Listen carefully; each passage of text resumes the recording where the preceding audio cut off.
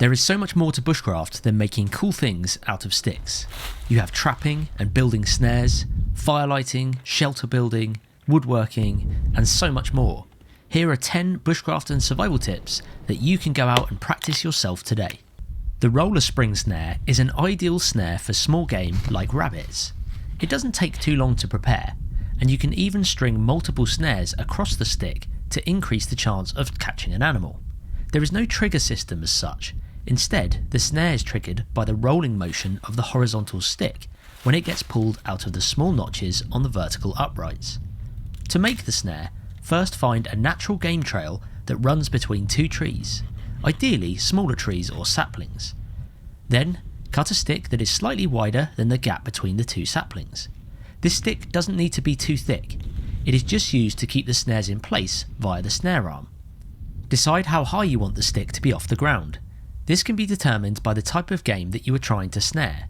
It will need to be slightly higher than the animal that you are looking to trap.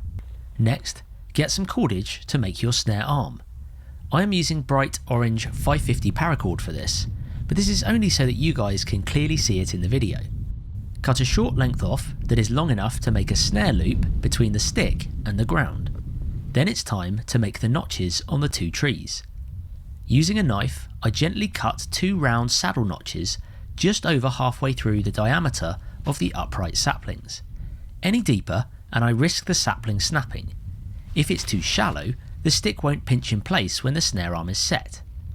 I then do the exact same thing to the other side, each time testing the stick will fit in the notches. Once that's done, I can make the snare. It's important to note that again, I am using orange paracord for demonstration purposes only. This part would normally be made from snare wire. I make a small loop at one end of the paracord, then feed the other end through this loop. Then I secure the loose end to the horizontal stick. Next up, I find a small but strong tree or sapling that is behind where the snare is going to be. I test it for strength and cut off any small protruding branches that might get caught up against other saplings when it whips back. Towards the end, I carve a small notch. This allows me to secure some paracord to the end of it and prevents the cordage from slipping.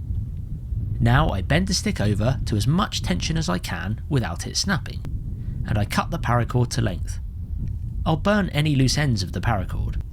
Now I secure this end of the cordage to the middle of the horizontal stick, and this is where you can check that your stick still fits in the saddle notches on the saplings. If the notches are carved correctly, you should have a snare that looks like this, with the snare loop sitting between the horizontal stick and the ground, and the snare arm secured under tension to the sapling behind it.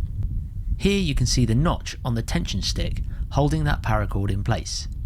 You can then place nearby sticks, twigs and leaves to make a funnel shape towards the snare, which helps to guide the animal down that route. Then, when an animal approaches the snare, once it gets caught up, it will feel the tension, try to bolt, and the snare loop will snap down fast, and that movement will release the horizontal bar from the notches, engaging the tension sapling at the back and pulling the snare even tighter. Overall, without filming, this trap would have taken me about 15 minutes to set up, less so if I had already had snares pre-made and ready to go. The great thing about the roller spring snare is you can modify it to make a trapeze spring snare, which is used to cover 2 game trails in open country. Plus, it can trap an animal regardless of which direction it approaches from. To do this, I take the horizontal stick and add 2 small V-notches to each end. They don't have to be deep, just deep enough to secure a paracord loop. Now, instead of having one piece of paracord attached to the spring sapling, I have a short piece attached to both ends of the stick, which forms a triangle shape. I only need 1 tree for this particular snare, but I need to cut the sapling just above the notch. Now I can tie 2 snares, one at each end of the horizontal stick. Next, I attach the centre of the trapeze to the top of the spring sapling. In the same fashion as the roller spring snare, I secure the centre of the stick to the notch in the vertical upright. And now the trapeze is locked in, I can set the snare loops ready. This is what the finished trap looks like. You can always extend the width of the snares to cover game trails that are further away by just using a longer horizontal stick. The snare works in exactly the same way as the first one. An animal gets caught up in the snare, It tightens up. When they pull against it, the stick is released from the notch and the snare cinches tight. The benefit of this snare, compared to the previous one, is that it is more sensitive to trigger, and it can also be triggered from any direction. If an animal comes from the right, it will trigger. If it comes from the left, it will trigger, as it is attached to just one central point. When lighting a fire in wet and windy conditions, preparation is even more paramount. Splitting kindling down to finer pieces than you would normally need, or collecting more twigs than you would normally do. Another thing you could do to help increase your chances of getting a decent fire going is to cut out a notch in a small log. You don't have to spend much time on it, just enough to make a notch a few inches deep. Now I angle the log with the notch facing away from the direction of the wind, so that the log is acting as a windshield. I gather my tinder material, in this case birch bark, I light it and then place it up close to the notch.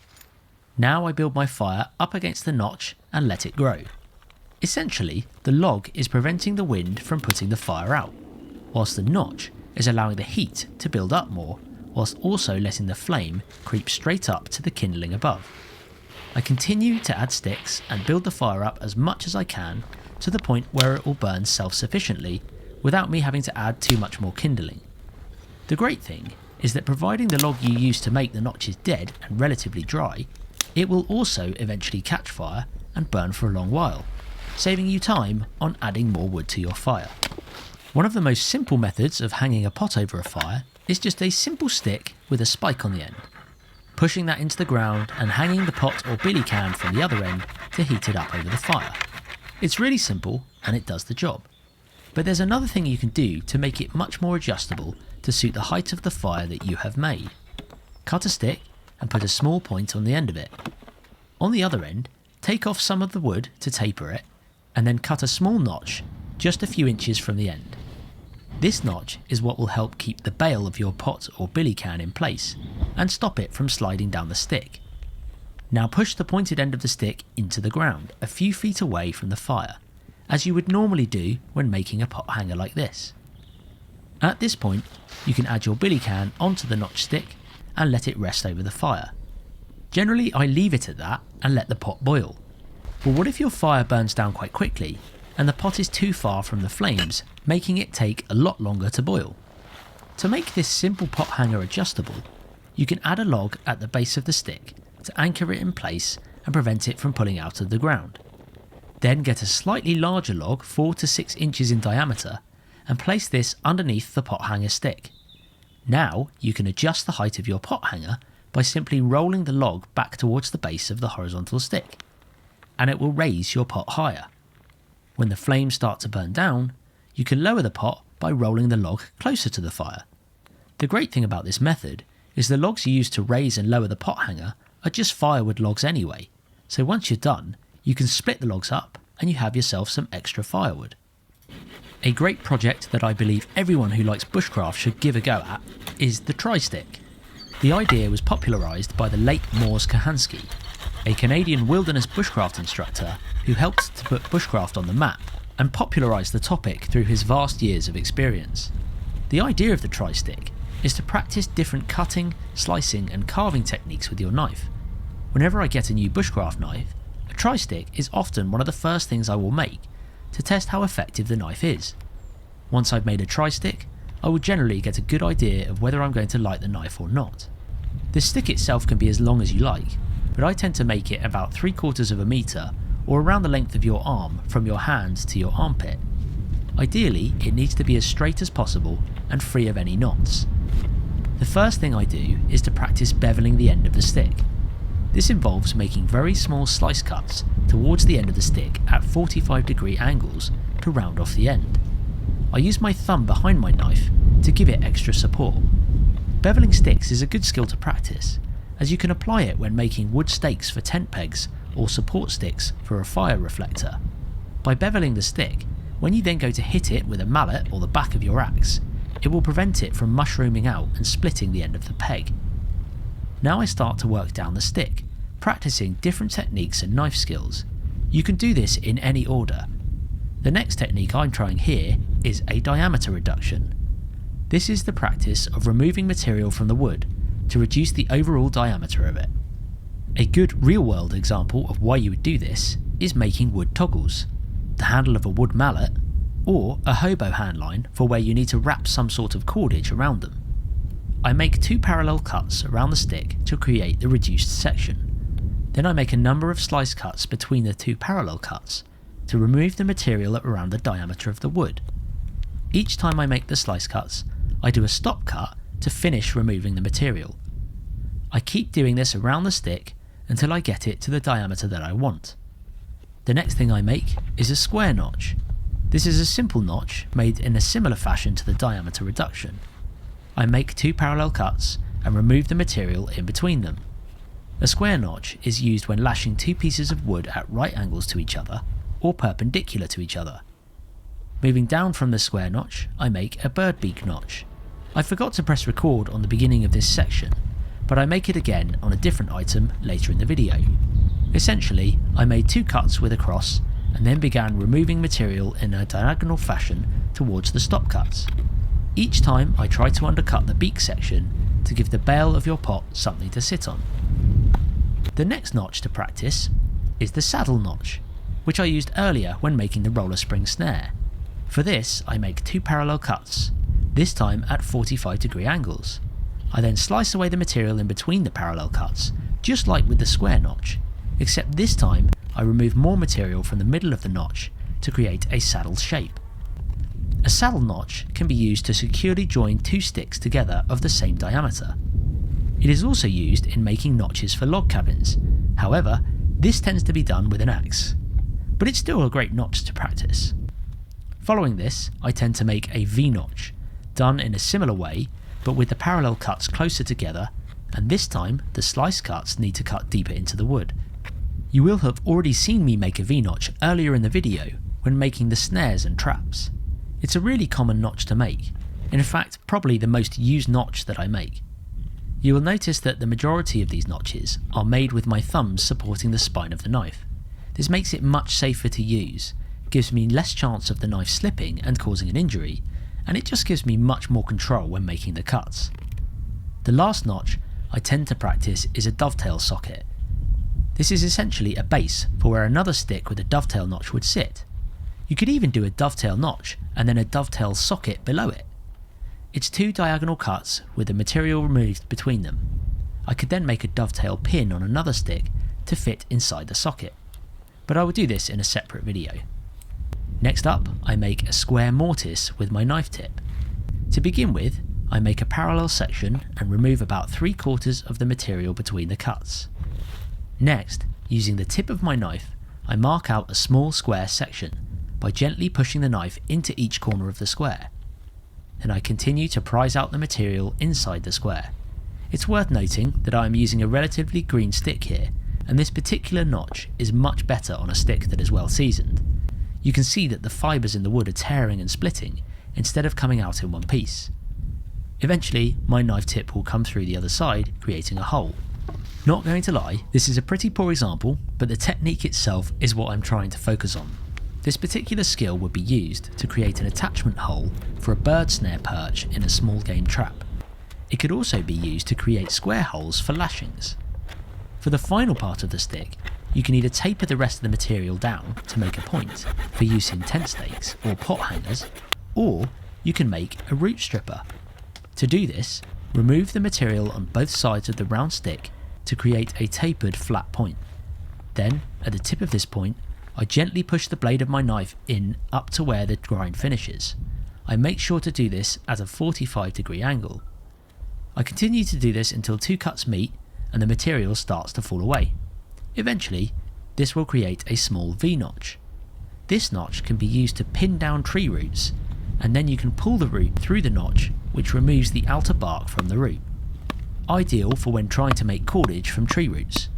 I'm just using a stick here to demonstrate the motion that you would use to remove the bark from the roots. It can also be used to strip nettle leaves from the stem in the summer months. And there you have it, a tri-stick. The key is in the title. It's designed for you to try out different knife skills and cuts on one stick. It's a great pastime when sat by a campfire and a good way to develop your knife skills. Another fun bushcraft skill you can try out is a 3-stick stove. For this, split a log into 3 pieces kindling size. I make a quick feather stick from one of the sticks. It doesn't have to be perfect fine curls. In fact, thicker curls on this feather stick will help it to burn for longer. I then use an axe to point the ends of each of the sticks. Not too much, otherwise they won't be as stable. Just enough so that they will push into the ground. I then chop off the curls of the feather sticks, as these will be the fuel for the stove. Then just bash the 3 sticks into the ground, making sure each stick is firmly in the ground and at the same level. Place your pot on top, grab the bundle of feather sticks, light them, and put them into the middle of the 3 sticks and let the fire burn. It won't take long for the pot to boil, and if the fire goes down, you can build the fire up by just feeding small sticks into the centre. This particular 3-stick stove I lit burnt for half an hour before it began to break apart. But you can make much larger ones that can burn for a lot longer. It's not a necessity, and a standard campfire would still boil your water just as quick, but projects like this are good fun, and you can even pack the 3 small sticks in your backpack, ready to get a 3-stick stove going if you are on the move to a different campsite. A deadfall shelter is a shelter that is made from natural materials that are generally dead and have fallen from nearby trees and bushes. You can make a number of different shelters using dead wood, teepees, lean-tos, or A-frame style shelters. When you're strapped for time, you can use parts of deadfall that are already there and offer a partially built shelter already. For example, nearby fallen trees can act as good ridge poles to support vertical uprights in a lean-to or A-frame shelter. In a video on my channel 6 years ago, I built this A-frame debris shelter in just 20 minutes, and I filmed every minute of it live in one shot. I used the large birch tree as the ridgepole. It was well hung up in a nearby oak tree and looked like it wouldn't be moving anytime soon. This allowed me to collect nearby dead branches for the vertical uprights, and as it was winter and it's a deciduous woodland, there were tons of dead leaves around, which I used to cover the shelter. It wasn't pretty, but it provided decent shelter for something that I only spent 20 minutes building. I will put a link to the video in the box below so you can watch it in full. A simple pot hanger made using a Y-shaped stick and cutting a beak notch into the bottom of it is great for hanging your pot or kettle over the fire from a horizontal stick. However, much like earlier, the flame and heat of a campfire can fluctuate, so when you walk away from your fire and come back, the flame and heat are likely to be less, so you either have to have multiple pot hangers made at different lengths, or you can make one pot hanger with multiple notches. Here is a typical forked stick which I've cut to length, ready to make a pot hanger. To make the notch, I make an X-shaped cut with my knife near the end of the longer part of the stick. Then I make multiple slice cuts and stop cuts to remove the material and make the typical beak style notch. Now, all you need to do is make 2 more of these notches directly below the first one. I think 3 is enough, as you will be limited by the size of the bail arm of your billy can or kettle. Now I have 3 notches to hang different pots and kettles at different heights, depending on how low or high the flame and heat of the campfire is. A piece of ABS plastic or clear acrylic plastic can have multiple uses. You can cut it to shape to fit down the back of your pack and help to give more reinforcement and structure to your backpack. It can also help to stop any items in your pack from digging into your back as you walk. The plastic can also double up as a chopping board for preparing food such as meat and fish. It's flat, rigid, and really easy to wipe clean. If you're in a pinch, you can use your knife to scrape off tiny shavings of the plastic to make a small tinder bundle. Add some sparks from a fire still into the bundle, and you can get it to ignite into a small flame. I would only ever do this if I was in desperate need of getting a fire going and I had no other natural material around me. The fumes given off by the plastic would not be good for your lungs if you were to do this regularly, but it's knowledge worth knowing if you needed to use it in a survival situation. We've all been there. You need to pack up camp, it's strong wind and rain, and you have to try and put your tarp or tent away in its stuff sack. If you need to make a quick getaway, you can always add a small bungee cord in the side pocket of your pack. That way, you can just wrap your tarp or tent into a quick ball and then secure it to the outside of your pack with the bungee cord and worry about packing it away properly when you get back home. The bungee cord can also double up as a tree hanger for your pack. Just loop it around a tree as high above your head as you can, and just attach the carrying loop of your pack to the hooks of the bungee cords, and it will hang at a convenient height for you to get the items in and out of your pack without your pack getting wet on the ground. If you enjoyed this video, feel free to subscribe and watch more videos like this on my Bushcraft and Survival Skills playlist. I will link it in the description box below. Cheers for watching, and I'll see you in the next one.